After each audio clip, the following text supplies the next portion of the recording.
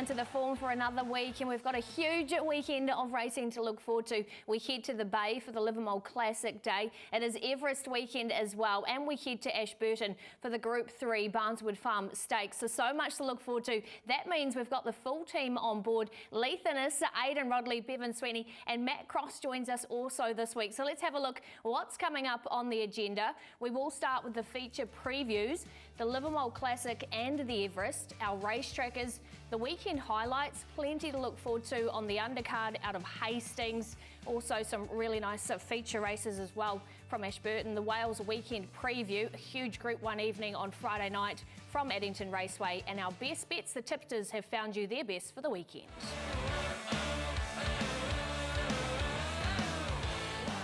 Time for our feature preview. I'll say very good morning to you, Bevan Sweeney. We'll concentrate on the Bay first. Weather and track-wise, can we expect sunny conditions? Oh, I think we can. Just looking at the forecast, it goes 21, 22, 24 into Saturday. So the track conditions in that soft range at the present moment, you can only expect that to improve. So they should be on absolutely perfect footing come race 1 Saturday. Pip. Well, let's have a look at the feature. It's race number 8 on the program at 4:26, headed by Mustang Valley. Won this race last season, trying to do the double like Melody Bell did in 1920. Pearl of Alsace is nipping on her heels in the market though at 4:20. Ladies Man at $8, the only other runner in single figures for Alan Sharrock. That's your market for the feature.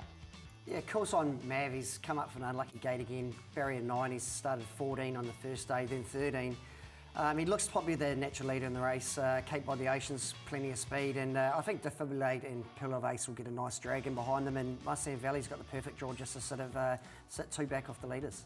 Well, you mentioned Mustang Valley. She did win the Arrowfield Plate leading into this, a race to look forward to. And look, there's plenty to unpack here, Bevan, but we'll touch on Mustang Valley first. She was too classy on a surface she thrives on. Yeah, absolutely. She got the track to suit on this occasion. It won't be a perfect Saturday, but she's got class.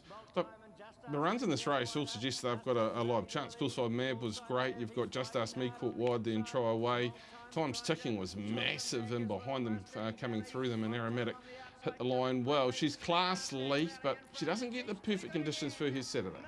No, she doesn't. She's yet to win on a good track. There'll still be a little bit of sting off the track probably though, come Saturday.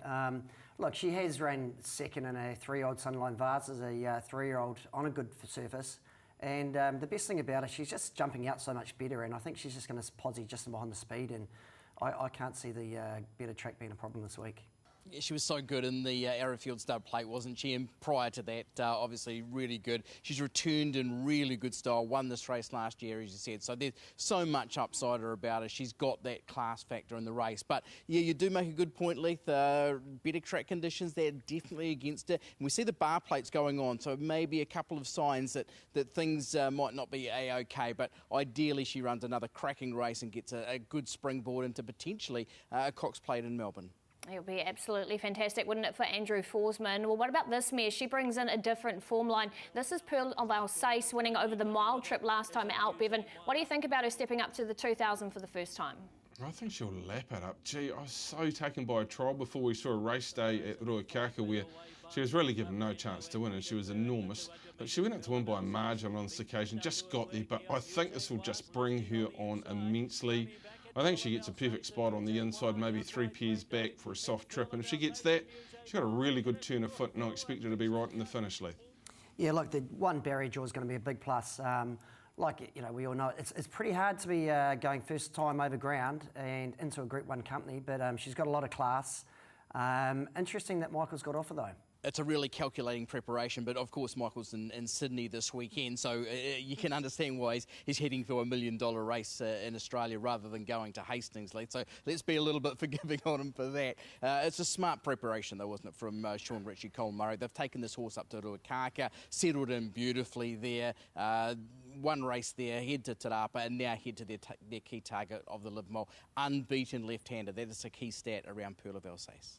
It really is. Well, time for selections. There looks like there's plenty of chances, Bevan Sweeney. So who have you got on top?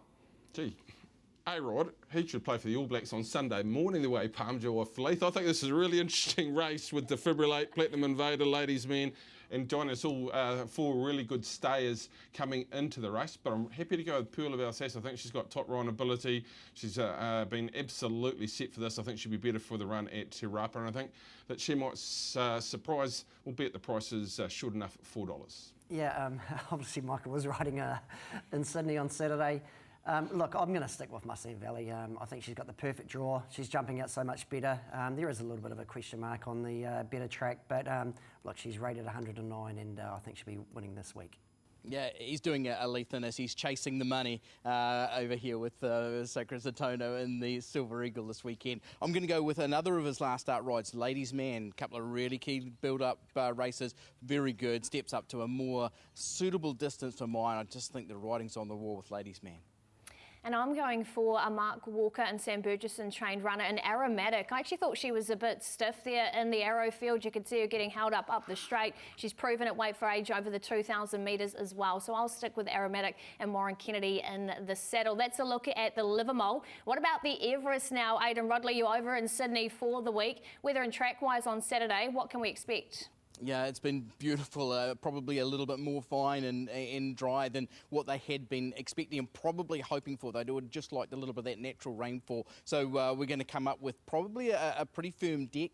There's a suggestion that there will be irrigation going on in the lead up to this, but conditions are okay. We've been out at Randwick during the week and boy, that place is immaculate. There's such a buzz around Sydney. This is a big one, $20 million. And of course, Trackside Media, I haven't got my vest on at the moment, but I've been wearing it all week. We're part of the action as well with I Wish I Win. Yeah, isn't it absolutely incredible? Well, let's take a look at the market and see what I Wish I Win is paying now. After the barrier draw, he's gone out to $5.50. Think about it, current favourite at $4.50, Private Eye at $6 and Cylinder at $8.50. So those are your main key chances in the market. Let's take a look at I Wish I Win in the Group 1 Memsey Stakes. And he drew an inside barrier on this occasion as well. But once he got off the rail here, Aidan, he finished off really nicely. Yeah, he sure did. And interesting preparation from a master and Peter Moody. Decided 1,400 metres because the lead up, the gap into the Everest suited better. It meant he didn't have to have an extra run. Hit the line nicely. Barrier 1, I don't think there's any real concern, and that's what everyone over here is saying as well. It's Peter Moody talking down the Barrier 1, but everyone else saying there's only upside in it.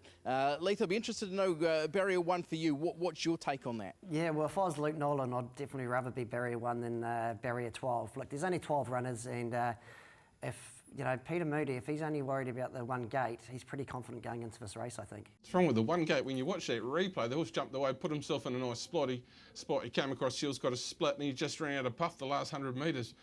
Yeah, like maybe it would be better if he was drawn out wider, but you rather draw 1 than 12. Only 12 runners to get past, I think. He's the massive chance in the race, and it's 20 million stake-wise, and there's 10 million up if you can pick it 1 through 12 here with the New Zealand TAB. You've got to look at his run in the TJ, don't you, where he ended up back last, and he was so dominant in that, and you'd be thinking this time in he's probably stronger and maybe even better. So even if, worst case scenario, he ends up back last, he's still the horse you want to be on. Absolutely. Well, let's have a look now at the Group 2 Shorts. It's a key lead-in race for his contenders, and Aidan, Private Eye wins this, but Overpass and Buenos Noches very good and behind. Yeah, I'm liking what we're seeing from Private Eye. Obviously, this is a key form lead-up, and boy, his record, his body of work, Private Eye. He was winning an Epsom earlier in his career at 1,600 metres. He ran second in this race, only beaten by Giga Kick. He's run really well in Stradbrokes and other top sprints as well. Thought his win this day was fantastic. I thought he was the main danger to I Wish I Win. Yeah, and he's got that magic man Nash Rawiller on. Like, Nash just threw him over the line last start, and he's riding so good at the moment with a lot of confidence. And look, the wide gate won't be a problem for him. Nash will get across and get a nice sit somewhere. Yeah, I think those first 2 home are big dangers. If other horses are finding trouble, Overpass is probably out in the clear and a definite danger to I Wish I Win, but I'm sticking with the Kiwi, Matt. Well, Nash is the big factor, isn't it? Leith mentioned he'd be able to carry anything over the line the way he's riding at the moment. He's proven at the top level, perfect lead-up race, so looks one of the logical dangers. Look, $6, I think that's probably the right price for him, but look, if it comes down to a true slog, he's one horse who will certainly be there at the finish. And then we've got the favourite that we want to highlight. Think About It. This is him winning fresh up. Sam Clipperton does the riding for Joseph Pride. Aidan, what did you make of this? Yeah, a really nice performance, and a horse who now is getting to be a habitual winner. He just is stringing them together, and this is another performance where he's just showing his tenacity. I think there's a lot of upside about him. He probably needs to improve a touch. I think this is above, the Everest is certainly above this level, but he's going the right way. Yeah, he's just a winner, isn't he? There's still a little bit of a mystery. Harry got beat. Rory Hutchison rode him one day as an early maidner, and like since then he's just been unbeaten, and like you can't do anything more than win. He's definitely with the draw. He's a big live chance for me. From the draw, he's a massive chance, as you saw on that video there. It's a perfect ride to get the run at the inside, and he is a winner. Leith's absolutely right about that, and looks a major player in the race, no doubt about that, from the draw. Yeah, willing, yes, but if you look at the run from the second horse, Hawaii 5-0, who had a much worse trip than him, almost beat him. You're getting $12 about him from the Waterhouse Bot stable. So, look, although Think About It is a strong winning chance, surely on his form you have to make a case for Hawaii 5-0. Absolutely, and is sitting in the market too at a nice price, isn't Hawaii 5-0? Well, it's time now though for selections. Aidan Rodley, he is our horse, I Wish I Win, so is he on top for you? Yeah, I'm going to stick with the company line, Pip, and we go the Trackside Media Waikato stud horse, and I Wish I Win. I think everything's right form-wise for him as well. I think he will get tucked away along the inside, but find clear air and be running past them to win. If it's not I Wish I Win, which would spark a super party here in Sydney, then maybe that's the reason why Warwick Farm to see Bjorn Baker and Overpass. That would be the next best party, so one of those would be fine by me. Yeah, I know Bjorn will have a decent party if Overpass wins, but yeah, I'm with I Wish I Win. Look, he's been set from this race from the TJ, Golden Eagle winner last year, and yeah, Peter Movie, Catherine Coleman, I think go the Kiwis. Well, you love a party, eh, Rod? We might not get a report for a couple of days if one of those two horses win, but I am, again, with the party line. I Wish I Win. I think the Kiwi can get the job done. Look, I think there's a horse in here who's way overs, Hawaii 5-0. Look, he got out sprinted in the shorts. He's a big colt who wants some room. J-Mac will give him that from the barrier. Interesting to see what they do, whether they punch forward with him deeper into a campaign or just sit back and try and unleash. But I think Hawaii 5-0, John Singleton might be shouting the bar. I hope that they can run the Quinella, because I'm going to go with the I Wish I Win as well. Stick with the company horse and hopefully he can get the job done. That's our feature previews. The Livermore and the Everest. Catch all the action nice and early. TAB Trackside 1, 11 a.m. with the Punters Lounge Live.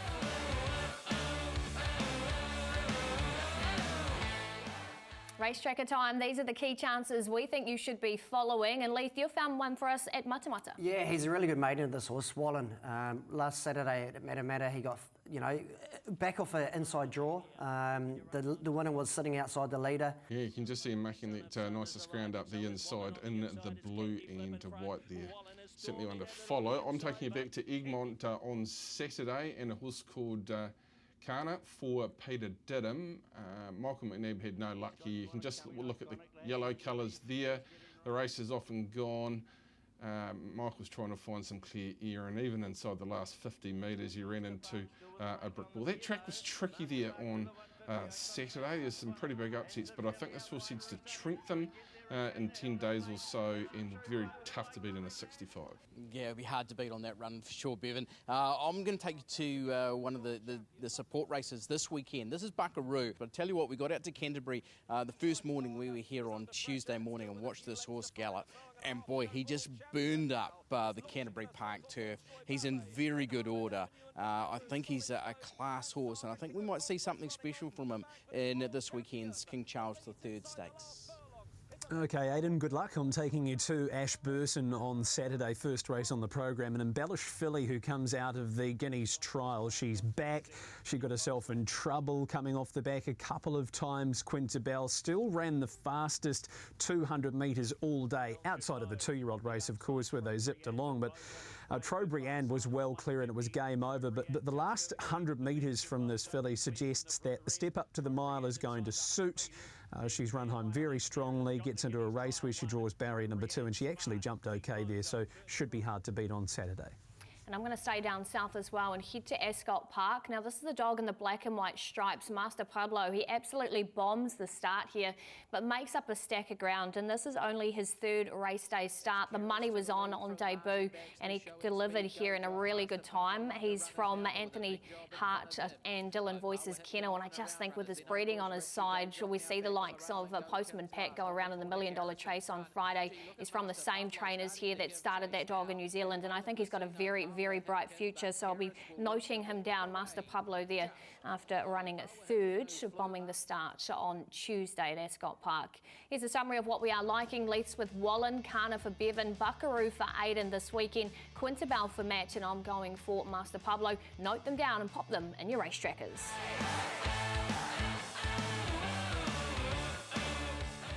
Time to have a look now at a couple of features on the undercard. We'll start with Hastings, race number 6 on the program. It is the Valley Divine Restaurant Spring Sprint Handicap at Group 3 level over the 1400 metres. Romancing the Moon at $3 is your favourite. Comes in nicely at the weights. Pocatero at $7.50 and Al Vencedor at 8.5. Apostrophe at 9s, and there has been money as well for Max Schnell at $9 in from $14. So that's a look at the market. The horse we want to highlight first is the Live-In Classic winner in Romancing the Moon. She wanted to lay up the straight here a little bit at Taupo last time out, Bevan, but she was just too good for her rivals on resumption. Oh, look, I think the $3 is okay here around Romancing the Moon from that gate. Cosiasano's in good form, the mare by our rocker. She's got a touch of class. She takes on a much stronger field, but she gets in with the light weight. She's a horse that we'll be following, Leith, I think, with that winning form line. Yeah, I saw her last Saturday at Matamata. She done an exhibition gallop, and geez, she's strengthened up. She's a beautiful big mare now, and like you said, Cozzy's got the perfect draw, gate 4, where he can just probably not lead, but maybe just sit in behind the speed, and like she's only been unplaced once in her life, and that was 6th in the Wellington Guineas. We'll now take a look at the market mover, and Max now is back from New South Wales for Sean and Emma Clothworthy, and this is the most recent effort over in Randwick. Bevan, what did you make of his fourth here? Well, he's clearly a horse that's going to jump and run. That's the indication from this particular video with an Ace Straw and Craig Grills aboard. He hasn't won for a period of time, but he has been around in the Premier Cup and the Premier Prelude in recent times. He has won 435,000 or so in 6-1. So a good quality horse, getting it at the right weight, I'd imagine, coming back from Australia. So hard to count out, and when there's money from this stable, at least you have to take a fair bit of notice. Yeah, Barry 1's going to be a big plus as well. Look, he's had 9 starts at the distance with 3 wins and 3 placings, and look, he went some really good races in Sydney against some tough fields, and I wouldn't be surprised. The money's on, so he's definitely a top 3 chance. Yeah, it could be where there's smoke, there is a fire. Well, it's selection time now. Those are the 2 we want to highlight. Are you with one of them, Bevan? Well, I am with the Romancing the Moon. There's some crazy money here. Springtide carried 59, been beaten 2 lengths over 1,400 metres in the weight for age on day number 1. I know the track's getting firm, but how the heck is he out at $26? I will go with Romancing the Moon with the 53 kilos from the good draw though, and a very, very progressive mare. Yeah, I'm off you as well, Bevan. Look, she bet in the Wellington Guineas Group 1 race, she bet Ski Whiff, so the form stacks up. She's a very good horse. Certainly is. Well, let's have a look now at race number 1. This is the Tim's Construction Premier, Molly Bloom. She is now one of the joint favourites for the 1,000 guineas. She's at $1.90 here on Saturday. Cannon Hill at $5 and Rev It Up Rusty at $7.50. She was brought into favouritism after this performance here at Taupo last time out, Bevan. And this was very, very good. A good ride too by Cosiasano, just hugging the rails up the inside. Well, it's difficult to do, to get back at Taupo, but she showed them a clean pair of heels the last 100. The acceleration was definitely there, like a good horse, and she's still got a fair bit to learn. Look, she'll have to overcome the draw on Saturday, Leith, but everything she showed us here suggests that she'll be down at Riccarton and in play. Yeah, the best part of that win too, the last sort of 20 metres, she's pricked her ears, so she had a little bit left. It was a very good ride by Cozzy. Obviously, Joe Doyle gets the ride on Saturday. A little bit of a tricky gate, but definitely she's got plenty of class. And she is boosted in that 1,000 guineas market too to $7 if you like her. What about this runner, Grig Girl for Guy Lowry? Once she got clear air here at Woodfall, Bevan, gosh, she really hit the line strong. This is an amazing form race, I think, going forward. Take note of Bella Corno down towards the inside, runs at Waverley midweek this afternoon. You might want to get on there. Danjuro knows little, but it's very, very good. She flew late. She's a very smart horse. Danjuro will go to Trentham next Saturday. That's going to look like a really strong 3-year-old race with Chantilly Lace going there, Bozo's going there, Danjuro's going there. It's going to be a real lead down to Riccarton. But look, she'll train on. It is Guy Larry. He loves to win at his home track. He sawed a lot of her. He had nominated in black type for her debut. She just ran into a couple of really nice 3-year-olds at her debut. Look, if there is a danger in this race, I think it might be the Guy Larry runner, the 9. Yeah, she was really good first up at Woodville. The word was out a little bit and they've backed her, and she's only gone down by a little bit. Gate 2 on Saturday, 1,300 metres, and like you said, the home track of Guy Larry. If there is going to be one to beat Molly Bloom, I think you might be right, it will be her. Well, it's selection time. It sounds like they are the 2 key chances with Molly Bloom on top for you, Bevan. Yeah, she'll have to overcome the draw, but if she's going to be down at Riccarton and being a live chance, she'll be winning on Saturday in the first. We'll get a punters underway, but of course it is Punter of the Year on Saturday as well. I'm not sure this race is included, but if it is, $1.90 will be snapped up by a lot of those big punters with more than one ticket in the Punter of the Year. Yeah, like you said, Bevan, if she's going to be a favourite for the 1,000 guineas, she should be winning this race. And look, an overstable raider, and the ace high is the flying at the moment as well. Well, time now to have a look at the other meeting on Saturday. It is at Ashburton. So Matthew Cross, so weather and track-wise on Saturday, what can we expect down south? Well, at the moment it's a soft 7, Pip, and we're expecting fine weather between now and Saturday. The feature of the Barneswood Farm is race 9, so there's going to be a lot of horses racing on that track toward the inside. So come 4:10 on Saturday afternoon, the inside might not well be the place to be. That's going to be very interesting. So let's now have a look at the market for the Group 3 Barneswood Stakes. This is the one we really want to have a look at here. And of course, I Wish I Win actually ran 3rd in this race back in 2021. This is this year's edition. Viva Vienna at $2, Illicit Dreams at $4.20, and Star of Justice at $4.50. We'll take you back to one of the key lead-in races, the Canterbury Bell Stakes. And Matt, Viva Vienna, she was just too good for her race rival again here, Illicit Dreams. Yeah, 107.18. The big key with the Barneswood Farm on Saturday, though, is Illicit Dreams draws inside of Viva Vienna for the first time this campaign. First up at Riccarton Park, Illicit Dreams had to work hard early and was only narrowly beaten by Viva Vienna. And once again, she had to work to get the top here in the Canterbury Bell, just run down late. Reverse the roles. Do you reverse the result? Maybe in one of the two, not sure in both, but I think that Illicit Dreams can turn the tables on Saturday, Leith. Yeah, exactly. The barrier 2 is going to be a big plus, especially at Ashburton. Look, she's been good her last 2 runs, and yeah, I've got, there is a chance that they could, turn the tables on the favourite. What about Star of Justice, also from the Te Akau stable, take you back to his win just at start 2, Matt. So how did you assess this? Yeah, look, totally different in terms of the victory of Viva Vienna. There was about 10 lengths difference in terms of the time. And look, you've only got to do what you can do. And Warren Kennedy rated it beautifully, was always jumping through the bridle. Slightly quicker last 200 metres overall than the other 2 fillies. But look, Leith, you just can't help but think that there's going to be some natural progression here. My concern for her was whether she'd be able to settle over the 1400. Do they look for a wee bit of cover with the viewpoint to the Mile of the Guineas? Yeah, to me, I think she looks the 1400 metres is going to really suit her. Look, being by Justify, they're flying at the moment, and look, I actually have her on top. I've over Gates 5, and look, I just think there was a little bit left in stall last start. I think she was Warren Kennedy was a little bit softer in her late, and I think she's a big chance. Well, selection time now, and Matt, it certainly doesn't sound clear cut. So where are you leaning? Look, I'm going to lean towards Illicit Dreams as the bet in the race, Pip. I think that she can turn the tables on Viva Vienna. The fact that she's drawn inside of her is the big factor, and the price is about right for her. But I would be surprised if one of her, Star of Justice or Viva Vienna, didn't win outside of that warning signal is one to respect. Yeah, look, I've got a lot of respect for Viva Vienna, but I think, I think Star of Justice, just 1400 metres is, look, she's got a nice big action, and I think the big roomy track at Ashburton is going to really suit her.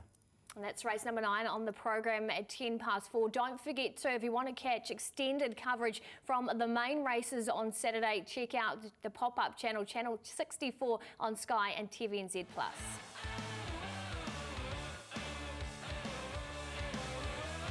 Yes, so welcome into the harness preview with Craig Thompson. It's a little bit different this week on the form. Addington, what a huge night we've got to look forward to, Craig. Group 1 evening with the Flying Stakes. Yeah, good afternoon or good morning to you, Philippa, and to the viewers. Really looking forward to what I think is going to be one of the best days of harness racing I've seen in probably the last 10 years. A bit like a cup day in the way of form, Philippa. We've got outstanding big fields.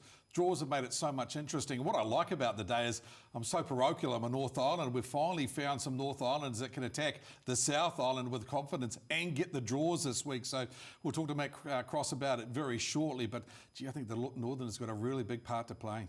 Absolutely. We mentioned Matt Cross. So, Matt, we welcome you into the harness preview too. And we've got to have you there, of course, calling the Group 1 night at Addington.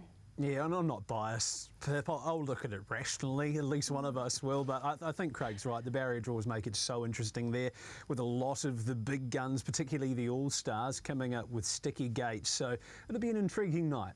Oh, really? Well, let's have a look at the market. Don't Stop Dreaming, $2.50. The favourite, Merlin, at 3.2. And these two colts really do head the betting. Everything else, Who's Delight, at $12 in the market. And across the page, Captain Tom, the best there at $31.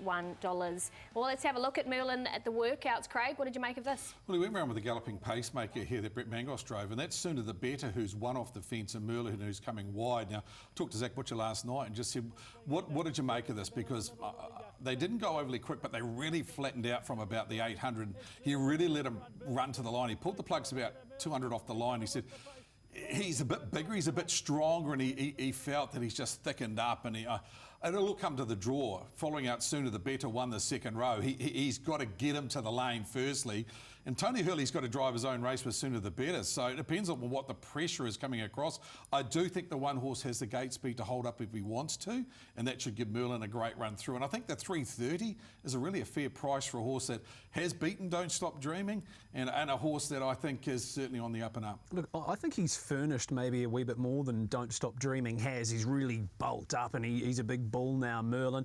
Look, I think that there could be an opportunity for Zachary to work off if Sooner the Better does go hard enough through the first portion, but Sooner the Better has Triple G drawn right outside of him, and John Dunn will be conscious of the fact that Merlin could be stuck away on the pegs. Chances don't stop there, though. You've got horses like Sinbad, who was bubbling just under the top two last time, and Who's Delight is a horse who's continued to step up. Look, I'm with Merlin. I think Don't Stop Dreaming is going to have to work really hard to get around them, but his first up run suggests that he's in a really good place, and Who's Delight is a horse who, yes, has been going forward, but there could be enough tempo to set it up for him to be running on at the finish. And I guess the horse that could come in here and surprise them all is the Southerner, Wag Star, who came out and bolted in last time. Not only was it impressive to the eye, but on the clock it was pretty good as well. Well, Matt, you mentioned Don't Stop Dreaming. We want to take you back to his 9th win. This was in the Group 1 in May, Craig, at Addington and behind Sinbad. Yeah, it was an outstanding performance. He had a run after this, and it was very good because he got taken on mid-stages. He has drawn second row, but he can work in his races, and he'll get into the race quite nicely, hopefully on the back of a stablemate like Sinbad. I don't think the chances don't, just with these two runners here that we see on screen. Ed and Wag Star has been very good. Northern Interest with Jollymont, very good last week as well. I think it's a really good field, but I settle on Merlin because I think 330 is a fair price for him. Look, it all depends if Merlin is able to get himself into a good position with how the barrier draws work out. Logic says, yes, Don't Stop Dreaming's likely going to have to do all of the work on maybe 222 or better, which doesn't make it impossible, but he's going to have to be all class. One of the two should really be winning. Look, the best roughie in the race, I think, is Wag Star. Well, that's what the boys are liking, and let's now move on to the Canterbury Cup and have a look at the market. It is headed by Muscle Mountain at $2.40, Bolt for Brilliance at $3, and Oscar Bonavina at $8.50. So these two superstars go head to head. So let's have a look at Bolt for Brilliance. Didn't he come back in a fine form for Tony Hurley? Well, he's outstanding. I mean, he's come back after being off the scene for 10 months. He goes to New Zealand record and trots 3:23. Now, he's a horse that when they've met, I think they've met on 10 occasions, it's 5 apiece. So there's not much between them. They've got very similar form lines. They're both 6-year-olds. They've both had around about 40 starts. They've both won about 20 races and multiple Group 1s. It's just where do you think they're going to finish posse up after the start? and I've always thought Bolt for Brilliance and Manners maybe a little bit better than Muscle Mountain at the start. I think Tony Hill, he's struggled with the comeback. He trialled with the paces leading into that run, and he trialled with Old Town Road, and he was competitive with him. We saw what he did in the Holmes DG. I think he's flying Bolt for Brilliance. I don't believe $3 is going to last, and I think he'll shorten as the next 48 hours appears. I think you're going to start favourite, Craig. I agree with you, and the fact that he can hustle a whole lot faster than Muscle Mountain. It's as simple as this. Well, maybe it's not as simple as this, but through all of the feature races upcoming between these two horses, whoever settles in front of who becomes the horse to beat. If Bolt for Brilliance settles in front of Muscle Mountain, I don't think Muscle Mountain can run past him. Vice versa, the same rules apply. Bolt for Brilliance on what he did first up, though, if he improves a couple of lengths, settles in front of Muscle Mountain, I think he's the bet of the weekend. Well, as you said, Matt, who leads this race? Because we'll take you back to Muscle Mountain, and he won this, but he did come off the back, so obviously they'll want to see different tactics. I think he'll need to first step a little bit quicker as well, Muscle Mountain. So he needs to get into the race, and we know his speed. There's probably not many trotters that have the speed of him. He's just got to stay handy to Bolt for Brilliance. Outstanding race. You're chucking the likes of Artie by the Hill, Majestic Man. A lot of quality. Even Oscar Bonavena, who's won this race 3 years ago. I think it's one of the races of the night. I know it's not the Group 1, but boy, these two they're going to match in the Dominion Handicap, and I can't wait for that. Yeah, no doubting his speed, Muscle Mountain, and he can stay as well. Timing will be the key. It's just what happens at the start. I don't think that he can win the Dominion starting from the unruly, so it will be interesting to see what Greg and Nina Hope opt to do after Friday night's effort, because if he's starting from the unruly, Bolt for Brilliance draws the front, it becomes an impossible task to try and beat him. Outside of those, you have to respect Artie by the Hill and what he did in his first 3 runs back to the races, and I think Oscar Bonavena might have come back a different horse, so look out for him late. Thanks, Matt. Well, Matt's with the Bolt for Brilliance. What about you, Craig? Bolt for Brilliance? Well, I think Bolt for Brilliance at $3. I agree with Matt. I think he's one of the bets of the day, and I don't believe that $3 will last. So if you get on now. Absolutely. Well, now let's move on to race number 5. This is the Harness Millions number 4 for the Colts and Geldings. Lee Major, $2.50 heads the betting for Anna Donnelly. Vesum at $4.80 and Chase a Dream at $5.50. And let's talk about Lee Major, because continued the picket line fence with this win. Well, he's the best of the North. Simple as that. This is his win 2 starts ago at Cambridge. He went on to win at Auckland a week later, and he had to work 3 wide to win this race. So he started second row, went round this field and beat this field, and a couple of these got good draws in the final. I talked to Anna Donnelly last night about him. He's settling nicely at Mark Jones's property. I think he's got the gate speed to go forward here, and he should be in front of his main rivals, the likes of Chase a Dream and Vesum. Clearly the horse to beat. 250's probably skinny enough, but yeah, on that form that he showed in his last start, he is the one to beat. I think what I enjoyed the most about his most recent run, Craig, was the fact that they asked him to come off the gate. His prior form, he'd kind of worked into it after they'd burnt early, but then at Alex Park, they pushed forward. He was able to work early and still be strong at the finish. Hood still on. Should be able to lead the race, and he'll get every chance. Well, let's have a look at Chase a Dream. Very talented horse, nice win, Craig, but draws a sticky gate. Well, he's been the big mover in the last probably 3 to 4 weeks in the All-Star barn, because Vesum had been the pin-up boy, and I reckon he's probably surpassed Vesum at the moment, just on what this performance showed when he came wide and ran past Vesum. He's got a terrible draw, Philippa. He's outside second row, but we've seen in sire stakes on Cup Day at Addington that there are normally a lot of moves, and he just got to track the right one and get into the race. I think if he does, he gets 3 wide with a bit of cover, I think he's clearly the main danger at $5.50. Yep, really quality horse, beautifully balanced, has speed, he's very willing as well, and he's got Mark Purdon on board, so even from the barrier draw, I think he's the best horse in the race from what I've seen. Chase a Dream, he's probably going to be a 3-wide train from the outset, consisting of Vesum, Renegade and Chase a Dream. It all depends who gets the right sort of run into the race, but they're all going to be chasing Le Major, and if it gets to the top and he's running 222 on the pegs, it does make it awfully hard for those that are drawn the second row.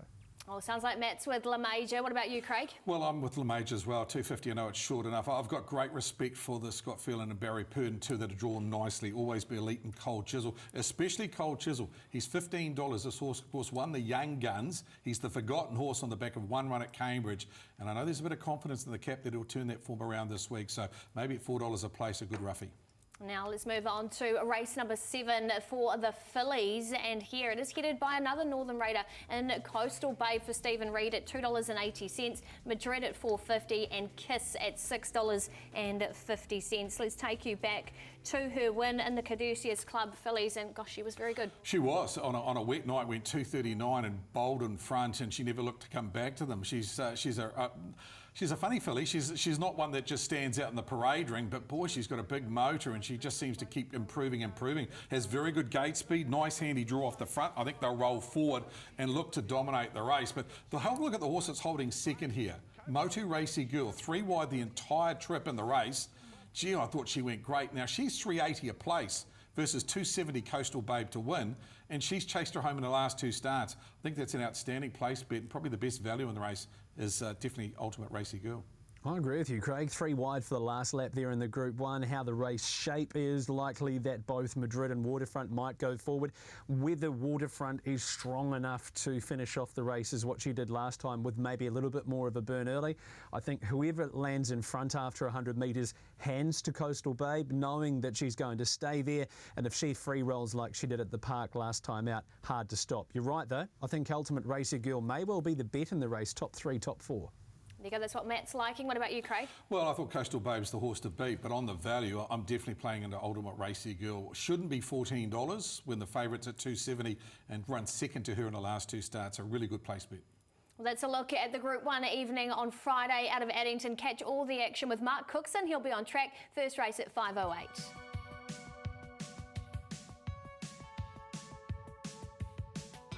Duchess Megs, it goes to the lead, Always Be Maddie starting to stride home strongly. Duchess Megs, it Always Be Maddie, the debutantes. Duchess Megs it though. Duchess Megs it, the Sweet Lou filly does it nicely on debut. Then Mimi and Claus and Rambo. Kenzie kicked clear by 2 on the corner. Big Time Silky giving chase, and then Big Time Party. Kenzie holding, and Big Time Kenzie beats Big Time Silky. It's just the 2 best home on the weekends. Let's try and find some more. We'll start with Leith Innes. Leith, who have you got for us this weekend? Going to go to Hastings on Saturday, race 4. The Stephen Marsh train, Hoard the Bourbon. Gareth Lahoud gets it down to 52.5 kilos, and look, the perfect gate 2 where he can just sit just behind a hot speed, and I think the $5.50 is a great offer.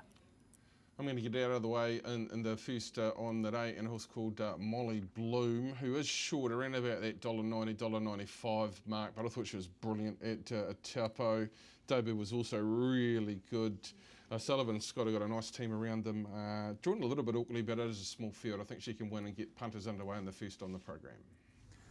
Well, we saw the return of Bolt for Brilliance at Alexandra Park last week. He comes to Addington in the Group 3 Canterbury Park Trotting Cup on Friday night. He won by 10 lengths first up after 10 months. And look, he'll only be better from that. So looking forward to the season ahead for Bolt for Brilliance. $3 I think is a decent enough steal. Okay, keep an eye out for him for sure, Matt. I'm going to take you to Hastings as well, and going for Mr. Bully T. Boy, this horse has shown some real ability so far. Everyone who hops on him says he's just the kindest horse. He's so giving. I think he's a really good fit for Opie Bosson. So I'm going Mr. Bully T at Hastings. Like that, Aidan. Hopefully I can find you some money before that on the Friday. Boot Scoop Boogie should be my best bet. Running around in the last race. She'll probably be short, but just pop her through your multi. She looks like she's got a huge future, and she's having her first go over the 305 metres for Lisa Cole. Let's have a look what we are liking. Boot Scoop Boogie for me on Friday. Bolt for Brilliance, both for Matt and the whale there. Molly Bloom for Bevan. Hoard the Bourbon for Leith. Mr. Bully T for Aidan, and Justin also with Pro Serve. That's our best bets for the weekend. That completes the show. Thanks, team, for joining us. Aidan, make sure you get Sweet Caroline ready for the Everest. We'll be on track at Hastings as well. Until then, enjoy the action and happy punting.